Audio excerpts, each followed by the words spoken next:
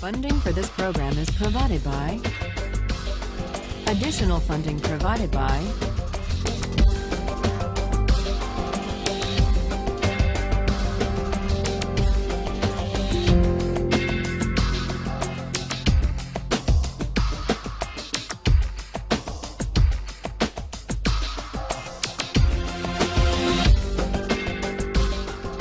Today, we turn to the question of distributive justice.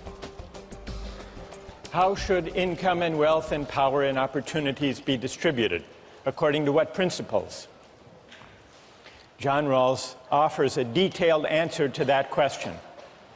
And we're going to examine and assess his answer to that question today. We put ourselves in a position to do so last time by trying to make sense of why he thinks that principles of justice are best derived from a hypothetical contract. And what matters is that the hypothetical contract be carried out in an original position of equality behind what Rawls calls the veil of ignorance. So that much is clear.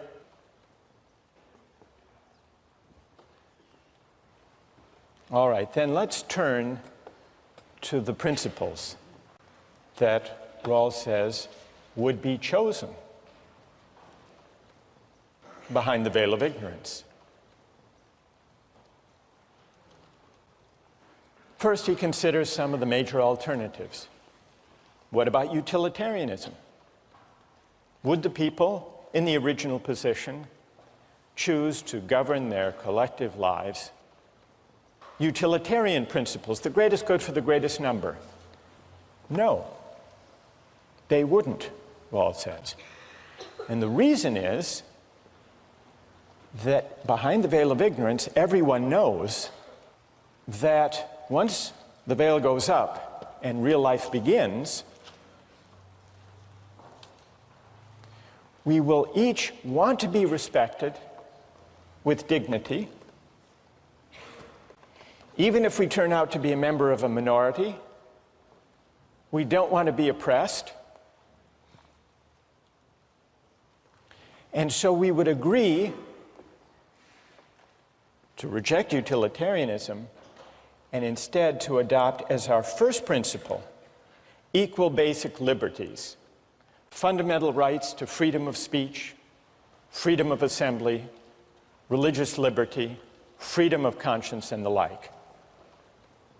We wouldn't want to take the chance that we would wind up as members of an oppressed or a despised minority with the majority tyrannizing over us. And so Rawls says utilitarianism would be rejected. Utilitarianism makes the mistake, Rawls writes, of forgetting, or at least not taking seriously, the distinction between persons. And in the original position behind the veil of ignorance, we would recognize that and reject utilitarianism. We wouldn't trade off our fundamental rights and liberties for any economic advantages. That's the first principle.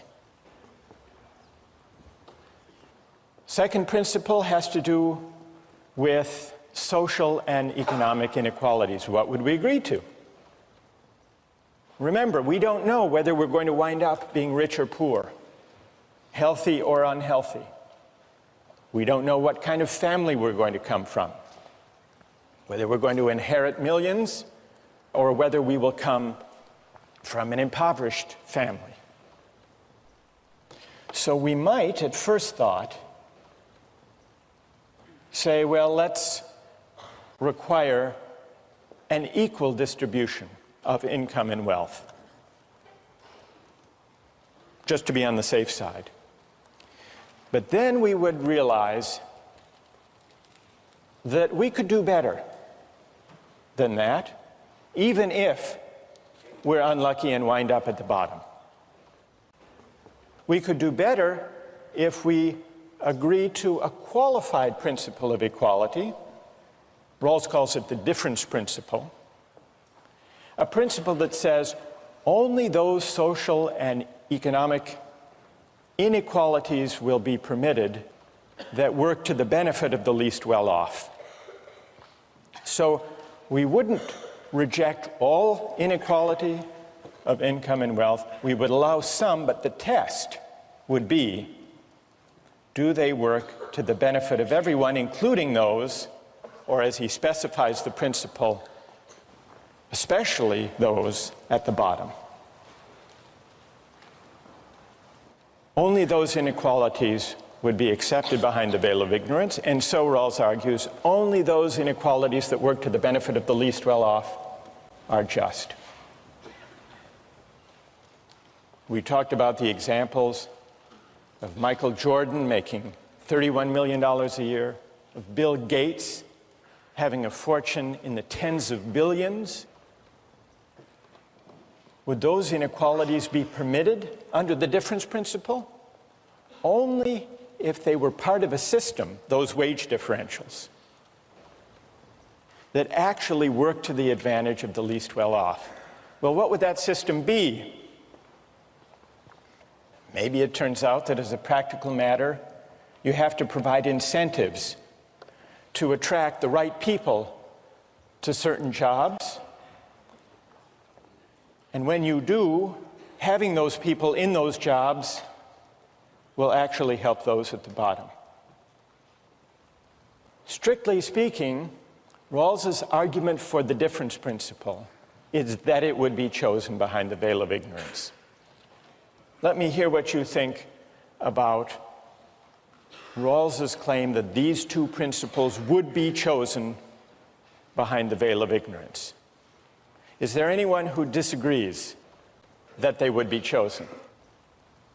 All right, let's start up in the balcony, if that's all right. Go ahead. Okay, your argument depends upon us believing that we would argue and set policy or justice from a bottom, that's for the disadvantaged. And I just don't see from a proof standpoint where we've proven that. Why not the top? Right. And what's your name? Mike. Mike, all right, good question. Put yourself behind the veil of ignorance. Enter into the thought experiment. What principles would you choose? How would you think it through? Well, I would say things like even Harvard's existence is an example of preaching toward the top, because Harvard takes the top academics, and I didn't know when I was born how smart I would be, but I worked my life to get to a place of this caliber. Now, if you'd said Harvard's going to randomly take 1,600 people of absolutely no qualification, we'd all be saying, well, there's not much to work for. And so what principle would you choose? In that situation, I would say a merit-based one, where I don't necessarily know what I have, but I'd rather have a system that rewards me based on my efforts. So you, Mike, behind the veil of ignorance, would choose a merit-based system where people are rewarded according to their efforts. All right, fair enough. What would you say? Go ahead. My question is, if the merit-based argument is based on when everyone is at a level of equality, where from that position you're rewarded to where you get, or is it regardless of what advantages you may have when you began your education to get where you are here? I mean, I think what the question you're asking is saying, you know, if we want to look at whatever utilitarianism policy it is, do we want to maximize world wealth? And I think a system that rewards merit is the one that we've pretty much all established is what is best for all of us. Despite the fact that some of us may be in the 2nd percentile and some may be in the 98th percentile, and at the end of the day it lifts that lowest base level a community that rewards effort as opposed to innate differences. But I don't understand how you're rewarding someone's efforts who clearly has had, not you, but maybe myself, advantages throughout to get where I am here. I mean, I can't say that somebody else who maybe worked as hard as I did would have had the same opportunity to come to a school like this. All right, let's look at that point. What's your name? Kate. Kate, you suspect that the ability to get into top schools may largely depend on coming from an affluent family, having a favorable family background, social, cultural, economic advantages, and so on? I mean, economic, but yes, social, cultural, all of those advantages for sure. Someone did a study of the 146 selective colleges and universities in the United States. And they looked at the students in those colleges and universities to try to find out what their background was, their economic background. What percentage do you think come from the bottom quarter of the income scale? You know what the figure is? Only 3% of students at the most selective colleges and universities come from poor backgrounds. Over 70% come from affluent families. Let's go one step further then and try to address Mike's challenge. Rawls actually has two arguments, not one, in favor of his principles of justice, and in particular of the difference principle. One argument is the official argument, what would be chosen behind the veil of ignorance. Some people challenge that argument, saying maybe people would want to take their chances. Maybe people would be gamblers behind the veil of ignorance, hoping that they would wind up on top. That's one challenge that has been put to Rawls. But backing up the argument from the original position is a second argument. And that is a straightforwardly moral argument. And it goes like this.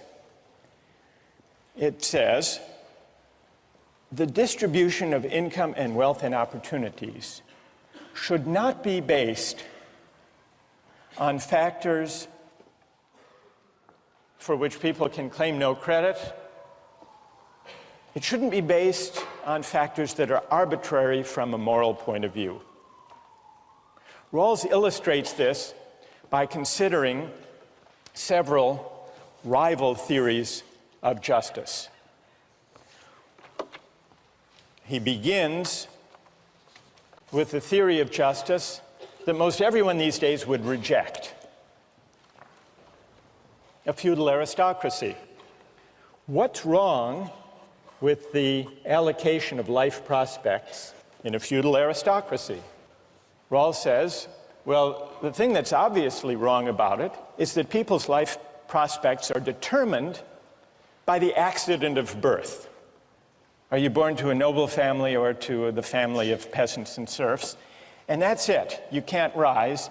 It's not your doing where you wind up or what opportunities you have. But that's arbitrary from a moral point of view. And so that objection to feudal aristocracy leads, and historically has led people to say, careers should be open to talents. There should be formal equality of opportunity, regardless of the accident of birth. Every person should be free to strive, to work, to apply for any job in the society. And then, if you open up jobs and you allow people to apply and to work as hard as they can, then the results are just. So it's more or less the libertarian system that we've discussed in earlier weeks. What does Rawls think about this? He says it's an improvement. It's an improvement because it doesn't take as fixed the accident of birth. But even with formal equality of opportunity, the libertarian conception doesn't extend its insight far enough. Because if you let everybody run the race, everybody can enter the race, but some people start at different starting points, that race isn't going to be fair. Intuitively, he says, the most obvious injustice of this system is that it permits distributive shares to be improperly influenced by factors arbitrary from a moral point of view, such as whether you got a good education or not, whether you grew up in a family that supported you and developed in you a work ethic and gave you the opportunities. So that suggests moving to a system of fair equality of opportunity. And that's really the system that Mike was advocating earlier on. What we might call a merit-based system, a meritocratic system. In a fair meritocracy, the society sets up institutions to bring everyone to the same starting point before the race begins. Equal educational opportunities, Head Start programs, for example, support for schools in impoverished neighborhoods, so that everyone, regardless of their family background, has a genuinely fair opportunity. Everyone starts from the same starting line. Well, what does Rawls think about the meritocratic system?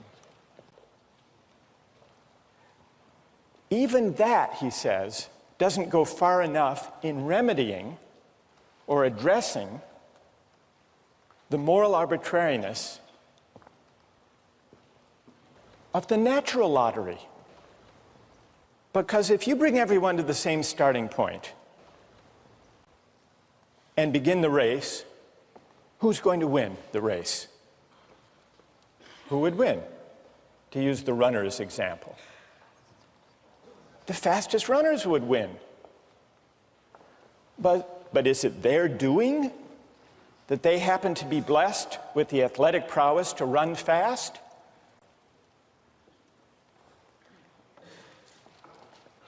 So Rawls says, even the principle of meritocracy, where you bring everyone to the same starting point, may eliminate the influence of social contingencies and upbringing, but it still permits the distribution of wealth and income to be determined by the natural distribution of abilities and talents. And so he thinks that the principle of eliminating morally arbitrary influences in the distribution of income and wealth requires going beyond what Mike favors, the meritocratic system. Now, how do you go beyond? If you bring everyone to the same starting point, and you're still bothered by the fact that some are fast runners and some are not fast runners, what can you do? Well, some critics of a more egalitarian conception say the only thing you can do is handicap the fast runners. Make them wear lead shoes. But who wants to do that? That would defeat the whole point of running the race. But Rawls says you don't have to have a kind of leveling equality if you want to go beyond a meritocratic conception. You permit, you even encourage those who may be gifted to exercise their talents. But what you do is you change the terms on which people are entitled to the fruits of the exercise of those talents. And that really is what the difference principle is. You establish a principle that says people may benefit from their good fortune, from their luck in the genetic lottery, but only on terms that work to the advantage of the least well-off. And so, for example, Michael Jordan can make $31 million, but only under a system that taxes away a chunk of that to help those who lack the basketball skills that he's blessed with. Likewise, Bill Gates, he can make his billions, but he can't think that he somehow morally deserves those billions. Those who have been favored by nature may gain from their good fortune, but only on terms that improve the situation of those who have lost out. That's the difference principle. And it's an argument from moral arbitrariness. Rawls claims that if you're bothered by basing distributive shares on factors arbitrary from a moral point of view, you don't just reject a feudal aristocracy for a free market. You don't even rest content with a meritocratic system that brings everyone to the same starting point. You set up a system where everyone, including those at the bottom, benefit from the exercise of the talents held by those who happen to be lucky. What do you think? Is that persuasive? Who's Who finds that argument unpersuasive, the argument for moral arbitrariness? Yes? I think that in the egalitarian proposition, the more talented people, I think it's very optimistic to think that they would still work really hard even if they knew that part of what they made would be given away. So I think that the only way for the more talented people to exercise their talents to the best of their ability is in the meritocracy. And in a meritocracy, what's your name? Kate. Kate, does it bother you, and Mike, does it bother you that in a meritocratic system, even with fair equality of opportunity, people get ahead, people get rewards that they don't deserve simply because they happen to be naturally gifted? What about that? I think that it is arbitrary, and obviously it's arbitrary, but I think that that correcting for it would be detrimental. And unlike... Because it would reduce incentives, is that why? It would reduce incentives, yeah. Mike, what do you say? We're all sitting in this room and we have undeserved glory of some sort, that you should not be satisfied with the process of your life because you have not created any of this. And I think from a standpoint of not just this room, us being upset, but from a societal standpoint, we should have some kind of a gut reaction to that feeling that, you know, the guy who runs the race, he actually harms us as opposed to maybe makes me run that last 10 yards faster, and that makes the guy behind me run 10 yards faster, and the guy behind him 10 yards faster. All right, so Mike, let me ask you, you talked about effort before. Effort.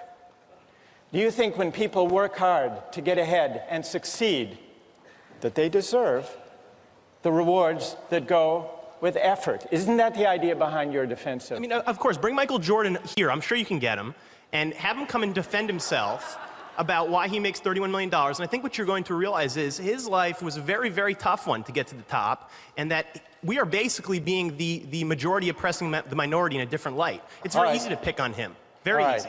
Effort. You know what? All right, I've got a few, but that's about it. People. Effort. You know what Rawls' answer to that is?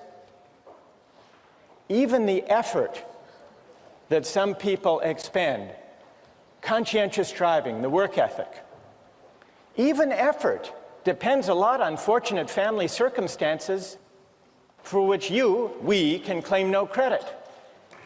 Now, let's do the test. Let's do a test here. Never mind economic class, those differences are very significant. Put those aside. Psychologists say that birth order makes a lot of difference in work ethic, striving, effort. How many here, raise your hand, those of you here who are first in birth order? I am too, by the way. Mike, I noticed you raised your hand. If the case for the meritocratic conception is that effort should be rewarded, doesn't Rawls have a point that even effort, striving, work ethic is largely shaped even by birth order? Is it your doing, Mike? Is it your doing that you were first in birth order? Then why, Rawls says, of course not. So why should income and wealth and opportunities in life be based on factors arbitrary from a moral point of view? That's a challenge that he puts to market societies, but also to those of us at places like this. A question to think about for next time.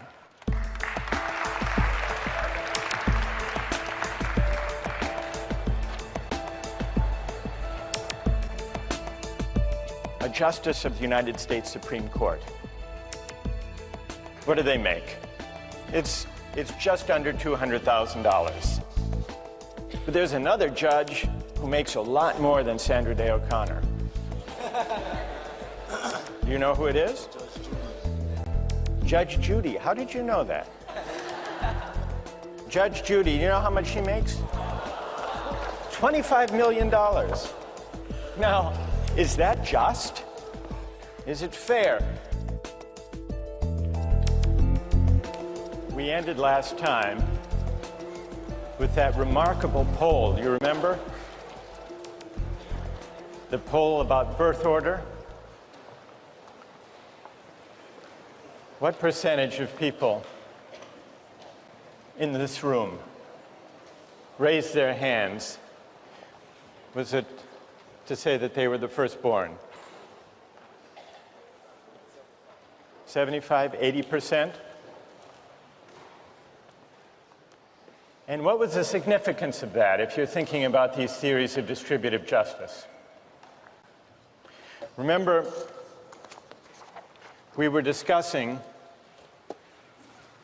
three different theories of distributive justice, three different ways of answering the question, how should income and wealth and opportunities and the good things in life be distributed? And so far, we've looked at the libertarian answer that says the just system of distribution is a system of free exchange, a free market economy, against a background of formal equality, which simply means that jobs and careers are open to anyone. Rawls says this represents an improvement over aristocratic and caste systems because everyone can compete for every job, careers open to talents. And beyond that, the just distribution is the one that results from free exchange, voluntary transactions. No more, no less. Then Rawls argues, if all you have is formal equality, jobs open to everyone, the result is not going to be fair. It will be biased in favor of those who happen to be born to affluent families, who happen to have the benefit of good educational opportunities. And that accident of birth is not a just basis for distributing life chances. And so many people who notice this unfairness, Rawls argues, are led to embrace a system of fair equality of opportunity. That leads to the meritocratic system. Fair equality of opportunity. But Rawls says, even if you bring everyone to the same starting point in the race, what's going to happen? Who's going to win? The fastest runners. So once you're troubled by basing distributive shares on morally arbitrary contingencies, you should, if you reason it through, be carried all the way to what Rawls calls the democratic conception, a more egalitarian conception of distributive justice that he defines by the difference principle. Now, he doesn't say that the only way to remedy or to compensate for differences in natural talents and abilities is to have a kind of leveling equality, a guaranteed equality of outcome. But he does say there's another way to deal with these contingencies. People may gain, may benefit from their good fortune, but only on terms that work to the advantage of the least well-off. And so we can test how this theory actually works by thinking about some pay differentials that arise in our society. What does the average school teacher make in the United States, do you suppose? Roughly. It's a little more, 42,000. What about David Letterman? How much do you think David Letterman makes? More than a school teacher? $31 million. David Letterman. Is that fair? That David Letterman makes that much more than a school teacher? Well, Rawls's answer would be, it depends whether The basic structure of society is designed in such a way that Letterman's $31 million is subject to taxation so that some of those earnings are taken to work for the advantage of the least well-off. One other example of a pay differential. A justice of the United States Supreme Court. What do they make? It's just under $200,000.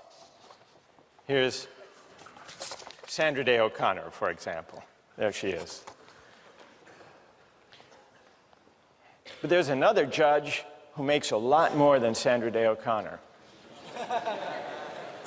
Do you know who it is? Judge Judy. How did you know that? You watch? You know, but you've heard, you're right. Judge Judy, you know how much she makes? There she is.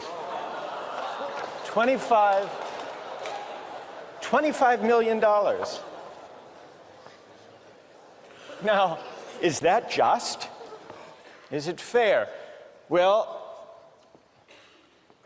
the answer is it depends whether this is against a background system in line with the difference principle, where those who come out on top in terms of income and wealth are taxed in a way that benefits the least well-off members of society.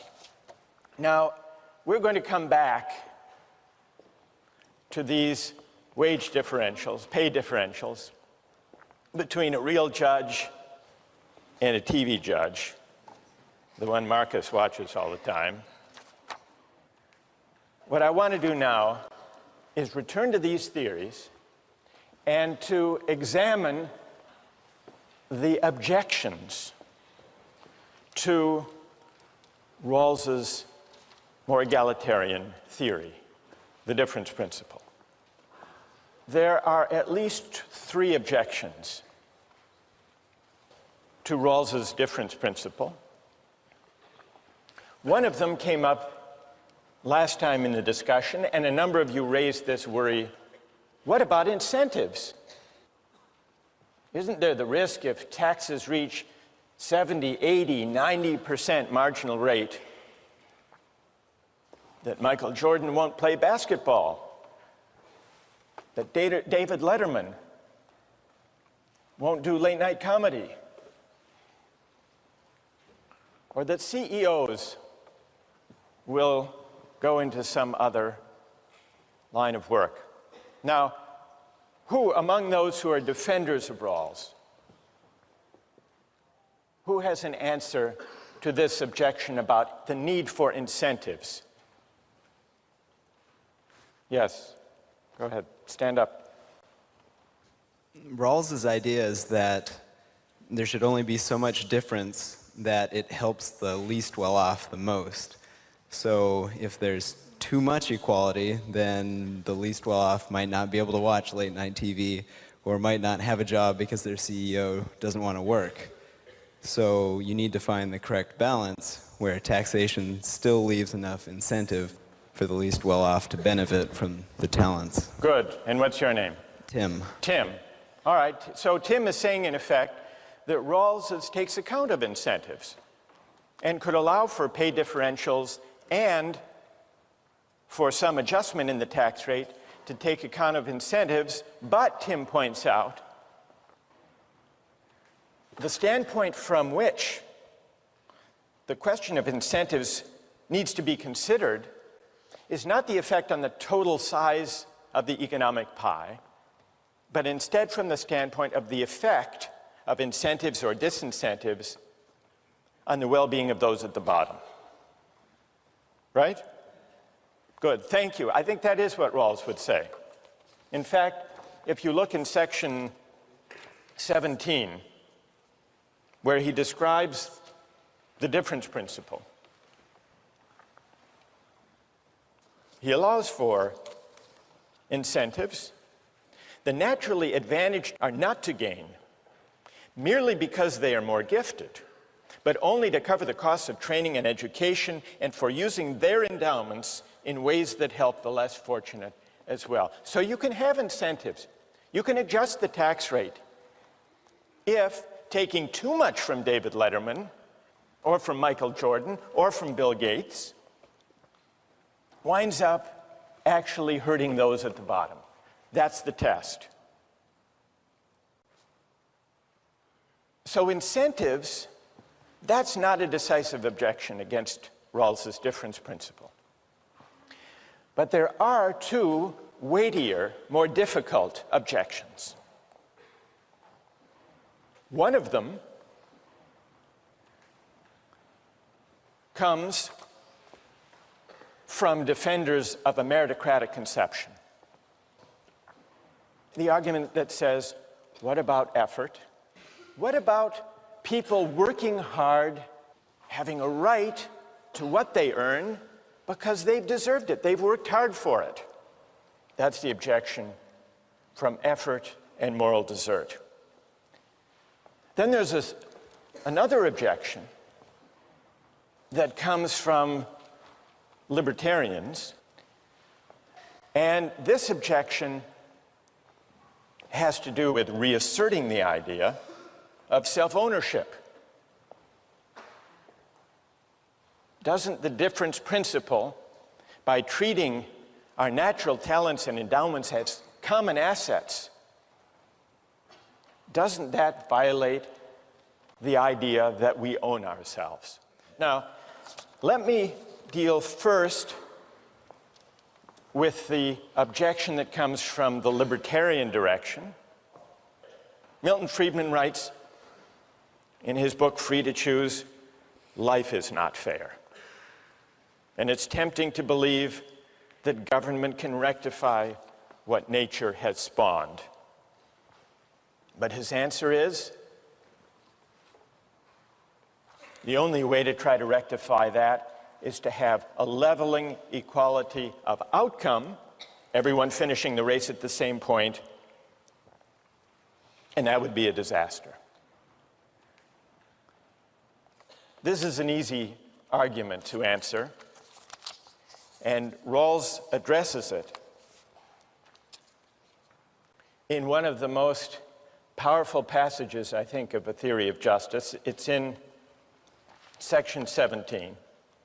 The natural distribution, and here he's talking about the natural distribution of talents and endowments, is neither just nor unjust. Nor is it unjust that persons are born into society at some particular position. These are simply natural facts. What is just and unjust is the way that institutions deal with these facts. That's his answer to libertarian laissez-faire economists like Milton Friedman, who say life is unfair, but get over it. Get over it, and let's see if we can at least maximize the benefits that flow from it.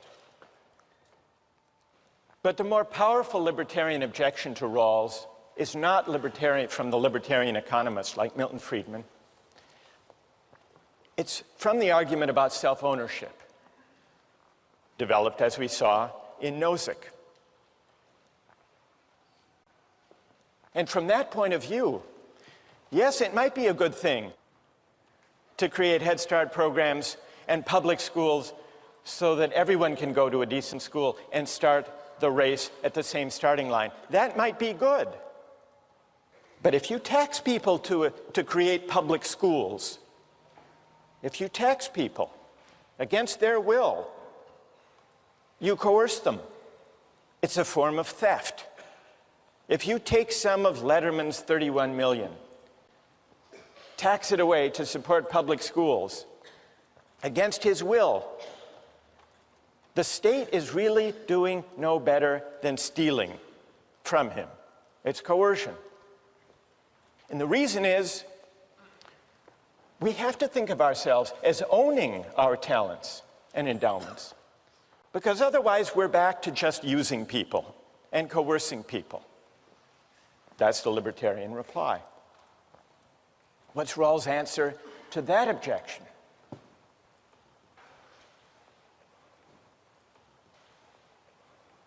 He doesn't address the idea of self-ownership directly, but the effect, the moral weight of his argument for the difference principle is, maybe we don't own ourselves in that thoroughgoing sense after all. Now, he says this doesn't mean that the state is an owner in me in the sense that it can simply commandeer my life. Because remember, the first principle we would agree to behind the veil of ignorance is the principle of equal basic liberties: freedom of speech, religious liberty, freedom of conscience, and the like. So the only respect in which the idea of self-ownership must give way comes when we're thinking about whether I own myself in the sense that I have a privileged claim on the benefits that come from the exercise of my talents in a market economy. And Rawls says, on reflection, we don't. We can defend rights. We can respect the individual. We can uphold human dignity without embracing the idea of self-possession. That, in effect, is his reply to the libertarian. I want to turn now to his reply to the defender of a meritocratic conception, who invokes effort as the basis of moral desert. People who work hard to develop their talents deserve the benefits that come from the exercise of their talents.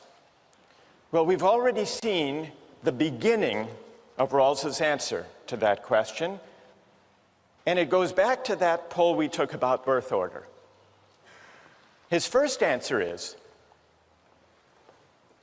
even the work ethic, even the willingness to strive conscientiously, depends on all sorts of family circumstances and social and cultural contingencies for which we can claim no credit. You can't claim credit for the fact that most of us, happen to be first in birth order, and that for some complex psychological and social reasons, that seems to be associated with striving, with achieving, with effort. That's one answer. There's a second answer. Those of you who invoke effort,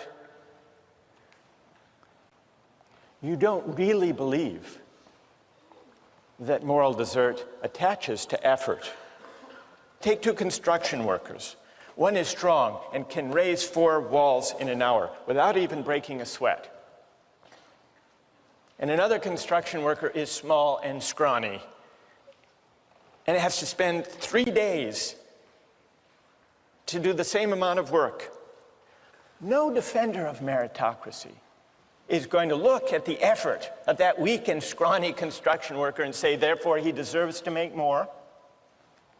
So it isn't really effort. This is the second reply to the meritocratic claim. It isn't really effort that the defender of meritocracy believes is the moral basis of distributive shares. It's contribution. How much do you contribute? But contribution takes us straight back to our natural talents and abilities, not just effort. And it's not our doing how we came into the possession of those talents in the first place. All right, suppose you accepted these arguments, that effort isn't everything, that contribution matters from the standpoint of the meritocratic conception, that effort even isn't our own doing. Does that mean, the objection continues, does that mean that according to Rawls, moral desert has nothing to do with distributive justice? Well, yes. Distributive justice is not about moral desert. Now, here, Rawls introduces an important and a tricky distinction. It's between moral desert on the one hand and entitlements to legitimate expectations on the other. What is the difference between moral deserts and entitlement? Consider two different games, a game of chance and a game of skill. Take a game of pure chance. Say I play the Massachusetts State Lottery, and my number comes up. I'm entitled to my winnings. But even though I'm entitled to my winnings, there's no sense in which, because it's just a game of luck, no sense in which I morally deserve to win in the first place. That's an entitlement. Now contrast the lottery with a different kind of game, a game of skill. Now, imagine the Boston Red Sox winning the World Series. When they win, they're entitled to the trophy, but it can be always asked of a game of skill, did they deserve to win? It's always possible, in principle, to distinguish what someone's entitled to under the rules and whether they deserve to win in the first place. That's an antecedent standard, moral desert. Now, Rawls says distributive justice is not a matter of moral desert, though it is a matter of entitlements to legitimate expectations. Here's where he explains it. A just scheme answers to what men are entitled to. It satisfies their legitimate expectations as founded upon social institutions. But what they are entitled to is not proportional to, nor dependent on, their intrinsic worth. The principles of justice that regulate the basic structure do not mention moral desert, and there is no tendency for distributive shares to correspond to it. Why does Rawls make this distinction? What morally is at stake? One thing morally at stake is the whole question of effort that we've already discussed. But there's a second contingency, a second source of moral arbitrariness that goes beyond the question of whether it's to my credit that I have the talents that enable me to get ahead. And that has to do with the contingency that I live in a society that happens to prize my talents. The fact that David Letterman lives in a society that puts a great premium, puts a great value on a certain type of smirky joke, that's not his doing. He's lucky that he happens to live in such a society. But this is a second contingency. This isn't something that we can claim credit for.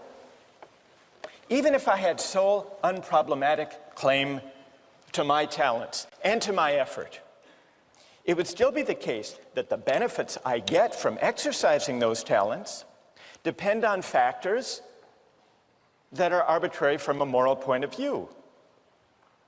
What my talents will reap in a market economy, what does that depend on? What other people happen to want or like in this society. It depends on the law of supply and demand. That's not my doing. Certainly not the basis for moral desert. What counts as contributing depends on the qualities that this or that society happens to prize. Most of us are fortunate to possess, in large measure, for whatever reason, the qualities that our society happens to prize. The qualities that enable us to provide what society wants. In a capitalist society, it helps to have entrepreneurial drive. In a bureaucratic society, it helps to get on easily and smoothly with superiors. In a mass democratic society, it helps to look good on television and to speak in short, superficial sound bites. In a litigious society, it helps to go to law school and to have the talents to do well on LSATs. But none of this is our doing. Suppose that we, with our talents, inhabited not our society, technologically advanced, highly litigious, but a hunting society or a warrior society. What would become of our talents then? They wouldn't get us very far. No doubt some of us would develop others. But would we be less worthy? Would we be less virtuous? Would we be less meritorious if we lived in that kind of society rather than in ours? Rawls's answer is no. We might make less money, and properly so. But while we would be entitled to less, we would be no less worthy, no less deserving than we are now. And here's the point: the same could be said of those in our society who happen to hold less prestigious positions, who happen to have fewer of the talents that our society happens to reward. So here's the moral import of the distinction between moral desert and entitlements to legitimate expectations. We are entitled to the benefits that the rules of the game promise for the exercise of our talents. But it's a mistake and a conceit to suppose that we deserve in the first place a society that values the qualities we happen to have in abundance. Now, we've been talking here about income and wealth. What about opportunities and honors? What about the distribution of access, of seats in elite colleges and universities? It's true. All of you, most of you firstborn, worked hard, strived, developed your talents to get here. But Rawls asks, in effect, what is the moral status of your claim to the benefits that attach to the opportunities you have? Are seats in colleges and universities a matter, a kind of reward, an honor for those who deserve them because they've worked so hard? Or are those seats, those opportunities and honors, entitlements to legitimate expectations that depend for their justification on those of us who enjoy them, doing so in a way that works to the benefit of those at the bottom of society? That's the question that Rawls's difference principle poses. It's a question that can be asked of the earnings of Michael Jordan and David Letterman and Judge Judy, but it's also a question that can be asked of opportunities to go to the top colleges and universities. And that's a debate that comes out when we turn to the question of affirmative action next time.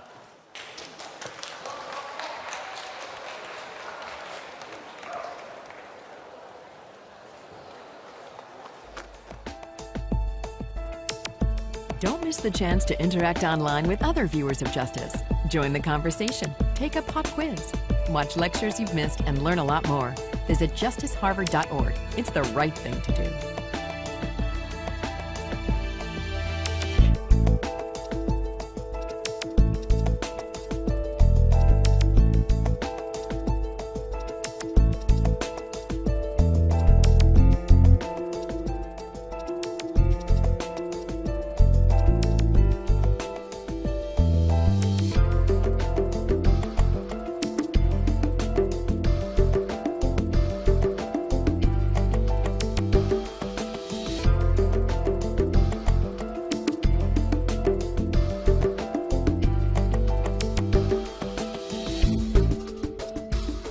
Funding for this program is provided by... Additional funding provided by